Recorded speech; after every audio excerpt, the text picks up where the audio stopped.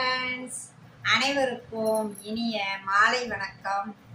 எல்லாரும் எப்படி இருக்கீங்க? நல்லா இருக்கீங்களா? நானும் நல்லா இருக்கேன்ப்பா. இப்போ ஒரு மலரின் கதை அப்படின்ற தொடரில் 73வது பகுதியை நம்ம பார்த்தாச்சு. அதில் நான் ஃபைனலாக என்ன சொல்லியிருந்தேன் அப்படின்னா, அதாவது நாங்கள் 4 பேர் இருக்கக்கூடாதுன்னு அம்மா குடியிருந்த வீட்டில் சொல்லிட்டாங்க. உடனே நாங்கள் கம்மாய்க்குள்ளே போய் வீடு பார்க்க போயிட்டோம். அங்கே போனால் 250 ரூபா தான் வாடகை. ஆனால் நமக்கு வசதிகள் அந்த அளவுக்கு கிடையாது. அதனால் யோசனை பண்ணிவிட்டு வீட்டுக்கு போய் பேசிக்கலாமான்னு சொல்லிட்டு நானும் அம்மாவை வீட்டுக்கு கூப்பிட்டு வந்துட்டேன். அதுக்கப்புறம் என்ன நடந்துச்சுன்றதை நம்ம 74வது பகுதியில் பார்க்கலாம் மக்களே. இதுதான் ஃபைனலாக நான் முடிச்சிருந்தது. அதுக்கு முன்னாடி மக்கள் அனைவருக்கும் என்னுடைய மனமார்ந்த நன்றியை நான் தெரிவிச்சுக்கிறேன். மீண்டும் மீண்டும் சொல்கிறேன், நான் யூடியூப்பில் பணம் சம்பாதிக்கணும்னு நினைக்கிற ஒரே ரீசன் என்ன அப்படின்னா, நான் அனாதை ஹாஸ்டலில் வளர்ந்ததுனால அனாதை ஹாஸ்டலில் இருக்கிற குழந்தைகளுக்கும் முதியோர்களுக்கும் முதியோர் இல்லத்தில் இருக்கிற முதியோர்களுக்கும் என்னால் முடிஞ்ச உதவியை நான் பண்ணணும் மக்களே. ஏன்னா நான் வேலை வெட்டிக்கெலாம் போக முடியாது. எனக்கு பேக் பெயின் இருக்குது. அதோட கர்ப்பப்பையில் கட்டி இருக்குது, சுகர் இருக்குது. இவ்வளவையும் வச்சுக்கிட்டு நான் இந்தளவுக்கு எனர்ஜியாக இருக்கிறேன்னா அதுக்கு யார் காரணம் அப்படின்னா கடவுளும் உங்களை போல் மக்களும் தான். உங்கள்கிட்ட நான் பேசுகிறத வச்சு தான் நான் இந்தளவுக்கு தெளிவாக இருக்கேன்.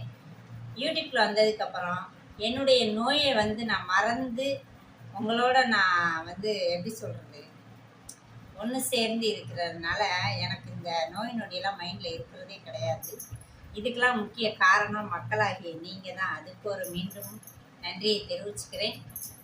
இந்த மாதிரி நான் உதவி செய்யணும் கண்டிப்பாக அப்படின்ற எம்மில் தான், தாட்டில் தான் நான் போயிட்டுருக்கேன். அதுக்கு எல்லாரும் உதவுங்க. அந்த நல்ல செயலுக்கு உங்களுடைய சப்போர்ட் இருக்கிறது எனக்கு ரொம்ப மகிழ்ச்சி. உங்கள் சப்போர்ட் இல்லாமல் என்னால் சத்தியமாக எதுவுமே செய்ய முடியாது. அதனால தான் மக்களே, ஃபைனலாக என்னால் வேலை செய்ய முடியாத ஒரு சூழ்நிலைக்கு நான் அதனால தான் யூடியூப்பில் என்னால் முடிஞ்சதை நான் போட்டுட்ருக்கேன். கண்டிப்பாக எனக்கு சப்போர்ட் பண்ணுங்கள். நம்ம எல்லோரும் சேர்ந்து இயலாதவர்களுக்கு உதவுவோமா, உதவிக்கரம் நீட்டணும். அதுதான் என்னுடைய லட்சியம். என் உயிர் போகிறக்குள்ளே நான் மக்களுக்கு உதவி செஞ்சுக்கிட்டே இருக்கணும் அப்படின்னு நான் நினைக்கிறேன். என்னால் வெளியில் போய் வேலை வெட்டிலாம் பார்க்க முடியாது. பார்க்கத்தான் நல்லா இருப்பேன், வெளி தோற்றம் தான் நல்லா இருக்குது. உள்ளே ஏகப்பட்ட பிரச்சனை ஓடிக்கிட்டு இருக்குது. அதெல்லாம் நான் கண்டுக்கிறது இல்லை.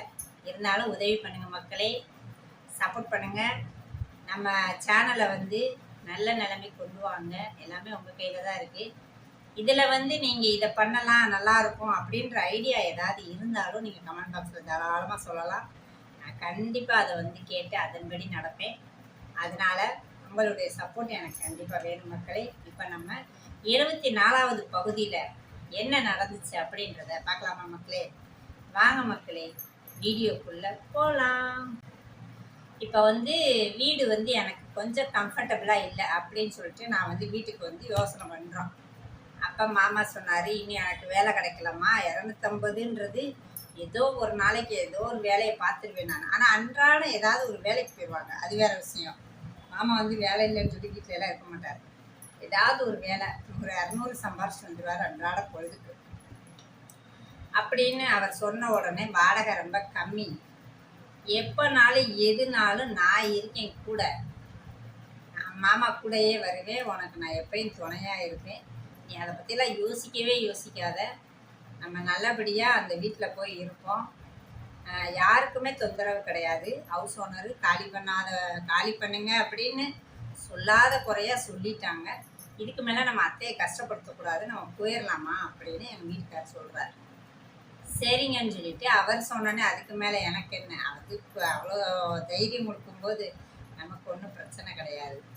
ஏன்னா நான் பயந்தது அது ஒரு விஷயம்னா, மாமா எந்நேரம் கூட தான் இருப்பேன், நல்லபடியாக நம்ம பிள்ளையை பெற்றெடுக்கலாம், எந்த கவலையும் படாத அப்படின்னு சொல்லிட்டார். சரின்னு சொல்லிட்டு முழு சம்மதத்தோடு நாங்கள் அந்த கம்மாக்கரை வீட்டுக்கு போயாச்சு மக்களே. பார்த்தீங்கன்னா 2 வீடு சேர்ந்தாப்புல இருந்துச்சு. சரின்னு சொல்லிட்டு என்ன பண்ணிட்டோம், 500 ரூபா வாடகை நம்மளால் கொடுக்க முடியும் அப்படின்னு சொல்லிட்டு மாமா சொல்லிட்டாரு. மாமா அத்தை அந்த பக்கத்தில் இருக்கிற ரூமையும் நம்ம எடுத்துக்கலாம் அத்தை, 2 வீடையும் எடுத்துக்கலாம் அப்படின்னு சொல்லிட்டேன். சரிங்கப்பா அப்படின்னு சொல்லி எங்கள் அம்மாவும் சொல்லிட்டாங்க. சரின்ட்டு 2 ரூமையும் பிடிச்சாச்சு மக்களே. பக்கத்தில் பக்கத்தில் இருக்குது. இது 250, அது 250. ஓகேவா? அப்போ கொஞ்சம் ஏதுவாக இருக்கும், வசதியாக இருக்கும்னு சொல்லிட்டு பிடிச்சாச்சு. பார்த்தீங்கன்னா சரின்னு சொல்லிட்டு வீடு பார்க்க எந்நேரம் போகிறோன்றீங்க? ஒரு 6 மணி இருக்கும் மக்கள். 6 மணிக்கு வீடு பார்க்க போகிறோம். போகும்போது பார்த்தீங்கன்னா வீடு வந்து இப்போ லைட்டெல்லாம் போட்டு வச்சுருக்க மாட்டாங்க. அங்கே ஆள் புழக்கம் கிடையாது. ஆளுங்க காலி பண்ணி போயிட்டாங்க. சாவி எங்கிட்ட கொடுத்துட்டாங்க, நீங்கள் போய் வீடை பாருங்கள் அப்படின்னு சொல்லிட்டு. சரின்னு சொல்லிட்டு நாங்களும் ஓகே எங்களுக்கு வீடு பிடிச்சிருக்கு, நாங்கள் வாரோன்னு சொல்லவும் எங்கிட்ட சாவியை கொடுத்துட்டாங்க. உடனே நாங்களும் வந்து அட்வான்ஸ் வந்து 500 ஒரு மாதம் அட்வான்ஸ் தான். 500 கொடுத்துட்டு வீடு பார்க்க வர்றோம். வீட்டுக்குள்ளே வந்தோடனே மொதல் வீடு திறந்தோம். அம்மா இங்கே ஜாமான்சிட்டுலாம் இங்கே வச்சுக்கரலாமா, நீங்கள் தூங்குறதெல்லாம் அங்கே தூங்கிக்கங்க அப்படின்ட்டாங்க. சரின்னு சொல்லிட்டு அதை ரூமெல்லாம் பார்த்துட்டு திருப்பி என்ன பண்ணால் 2வது ரூம். ஆனால் க்ளீன் பண்ணணும் மக்கள். ரொம்ப நாளாக அப்படியே போட்டு வச்சுட்டாங்க போல். புழங்காத வீடு மாதிரி கிடந்துச்சு. சரிஞ்சு ஆனால் அவங்க வெள்ளையிலலாம் அடித்து கொடுக்க மாட்டாங்க. நமக்கு நம்ம தேவைக்கு நம்ம தான் செஞ்சுக்கணும் அப்படின்றதுல தான் அவங்க எல்லாமே சொல்லிட்டாங்க. சரி என்ன பண்ணுறதுன்னு சொல்லிட்டு ஓகேன்னு சொல்லியாச்சு. எல்லாத்துக்கும் சம்மதிச்சு அந்த வீட்டுக்கு வந்தாச்சு மக்களை. பார்த்தீங்கன்னா அந்த உள்ள கதவை திறந்தாச்சு. திறந்த உடனே நான் என்ன பண்ணேன், உள்ளே போய் லைட்டு போட போகிறேன்னு சொல்லிட்டு அந்த இருட்டுக்குள்ளே அப்போல்லாம் செல்லெல்லாம் கிடையாதுல்ல, யார் கையிலையும் செல்லு கிடையாது. இப்போ தான் எங்கே போனாலும் நம்ம செல்லை வச்சு அடிச்சிடுறோமே, டக்குன்னு லைட் அடித்து என்ன பார்த்துடுறோம். அப்போல்லாம் செல்லெல்லாம் கிடையாது. அந்த நான் சொல்கிறது 20 வருஷத்துக்கு முன்னாடி சொல்லிகிட்டு இருக்கேன். அப்போ வந்து சுவிட்சு போர்டு என்ன ஆயிடுச்சுன்ட்டா நான் பாட்டுக்கு உள்ளே போயிட்டு லைட் போடுறேன்னு சொல்லிட்டு அந்த சுவிட்சு அந்த ப்ளக் இருக்குது பாருங்கள், அதுக்குள்ளே போய் சுண்டு வரல் போயிடுச்சு மக்களே. அந்த ஓட்டைக்குள்ளே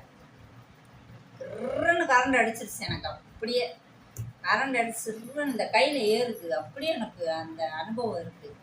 அந்த சுவிட்சு போர்டு இந்த வீச்சுன்னு கத்திட்டு கீழே விழுந்தேன் பாருங்க. மாமா அரண்டார். நானும் தான் போகிறோம். நான் ஃபஸ்ட்டு உள்ளே போயிட்டேன். நான் ஃபஸ்ட்டு உள்ளே போய் வேகமாக சுவிட்சு போடுறேன். நான் அவரை விட்டுருக்கலாம். நான் ஒருத்தி இப்படி தான் எதுலேயுமே நான் பாட்டுக்கு தெரியும். அதை போய் நான் சுவிட்சை போகிறேன்னு சொல்லிட்டு அந்த ஓட்டைக்குள்ளே ப்ளக்கு மாட்டுற ஓட்டைக்குள்ளே கையை விட்டோடனே சிறுன்னு கரண்ட் ஏறிடுச்சு. சட்டுன்னு அப்படியே கீழே விழுந்துட்டேன் நானாவே. அவர் அடுத்து தான் வர்றாரு. என்ன அப்படின்னு கத்திட்டு வர்றாரு. பார்த்தா இந்த மாதிரி கரண்ட் இதில் வந்து ஐயோப்பா உனக்கு யார் ஈர்த்துக்குள்ள என் லைட்டு போடணும்னாங்க. அதனால் நான் போட்டேன். லைட்டு போட்டால் புது வீட்டுக்குள்ளே உனக்கு என்ன தெரியும் அப்படின்னு மாமா டென்ஷன் ஆகி கத்த ஆரம்பிச்சிட்டாரு. இன்னும் வேறு என்ன மாதிரி ஆயிருந்தா என்ன செய்யறதா இதுன்னு கத்துறாரு. ஐயப்பா என்னன்னு சொல்லிட்டு உடனே எங்கள் அம்மா அங்கேருந்து கத்திட்டு ஓடியாடுறாங்க. லைட்டும் போட வேணாம், ஒன்றும் போட வேணாம், வாங்கன்னு சொல்லிட்டு எல்லாருமே அப்படியே வெளியே வந்துட்டேன் மக்களை. பார்த்தீங்கன்னா எனக்கு செத்த நேரம் ஒன்றுமே புரியலை. அப்படி ஒரு மாதிரி ஆயிட்டேன் நான். அந்த கரண்ட் இதை மட்டும் சொல்கிறேன். அதுக்கப்புறம் ஒன்றுமே எனக்கு இல்லை. அப்படியே கொண்டு வந்து எங்கள் அம்மா வீட்டில் போட்டுருந்துருக்காங்க. சரி மக்களே, அதுக்கப்புறம் பொழைச்சி இப்படி எப்படி உக்காந்தேன் அப்படின்றத நாளைக்கு பார்க்கலாமா மக்களே.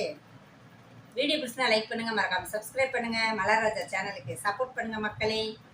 கண்டிப்பாக உங்கள் சப்போர்ட் எனக்கு வேணும் மக்களே. ஆதரவு தாருங்கள். வீடியோவை தொடர்ந்து பாருங்கள். தொடர்ந்து சப்போர்ட் பண்ணுற அனைத்து உறவுகளுக்கும் மனமார்ந்த நன்றியை நான் தெரிவிச்சுக்கிறேன். மீண்டும் நம்ம 75வது பகுதியில் சந்திப்போமா மக்களே. பாய். நன்றி, வணக்கம்.